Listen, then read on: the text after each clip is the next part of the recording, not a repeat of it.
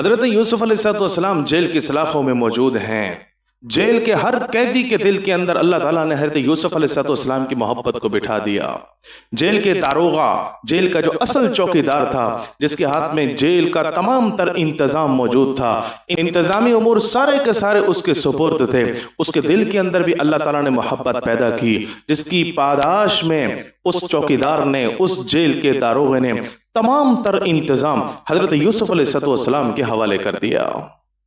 اب تمام تر انتظام حضرت یوسف علیہ السلام کے پاس ہے۔ قرآن مجید فرقان حمید نے اس واقعات کو ذکر کیا ہے۔ ان سارے قیدیوں میں 2 قیدی ایسی بھی تھے کہ جن کے اوپر بادشاہ کو زہر دینے کا الزام تھا۔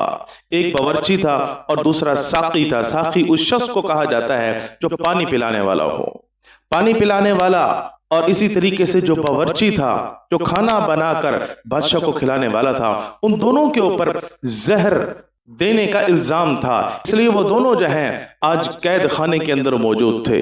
ایک نے خواب دیکھا اور اس خواب کو آ کر حضرت یوسف علیہ السلام کے سامنے ذکر کیا، کیونکہ محبت بیٹھ چکی تھی۔ آپ کے علمی کمالات، آپ کے عملی کمالات تو تمام قیدیوں پر اجاگر ہو چکے تھے، واضح ہو چکے تھے۔ اس لیے جیسے ہی خواب آیا تو فوراً حضرت یوسف علیہ السلام کو آ کر ذکر کیا۔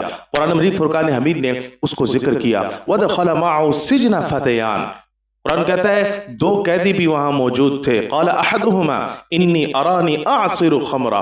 ایک شخص کہنے لگا میں اپنے ہاتھ سے انگوروں کو نچوڑ کے شراب پیش کر رہا تھا بادشاہ کو، اور بادشاہ کو جو ہے وہ شراب پلا رہا تھا۔ وقال الاخر، اور دوسرے نے کہا انی ارانی احمل فوق رأسی خبزا تأکل الطیر من۔ میں نے دیکھا کہ میرے سر کے اوپر روٹیوں کے ٹوکرے موجود ہیں اور پرندے ان ٹوکروں کے اوپر سے روٹیاں اٹھا اٹھا کر نوچ نوچ کر کھا رہے ہیں۔ نبئنا بتأویلی، تو وہ کہنے لگا ہمیں جو ہے اس کی خواب کی تعبیر دیں۔ انا نراک من المحسنین، ہم آپ کو نیکوکار لوگوں میں سے پاتے ہیں۔ ایک نے خواب دیکھا تھا، دوسرے نے خواب دیکھا نہیں تھا۔ جس نے یہ خواب ذکر کیا کہ میں نے بادشاہ کو شراب پلائی، اپنے ہاتھ سے پلائی، اس نے واقعی خواب دیکھا تھا۔ جس نے یہ بات ذکر کی تھی کہ میں نے اپنے سر کے اوپر روٹیوں کے ٹوکرے دیکھے ہیں جس سے پرندے کھا رہے تھے، اصل میں اس نے خواب دیکھا نہیں تھا، اور حضرت یوسف علیہ السلام کے سامنے آ کر بطور امتحان اور آزمائش کے ان کے سامنے اس طریقے سے بات کی۔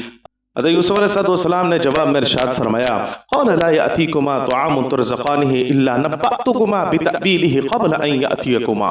جو کھانا ہمیں جیل میں پیش کیا جاتا ہے وہ ابھی ہمارے سامنے آئے گا نہیں، اس وقت کے آنے سے پہلے، اس کھانے کے آنے سے پہلے میں تمہیں تمہارے خوابوں کی تعبیر دے دوں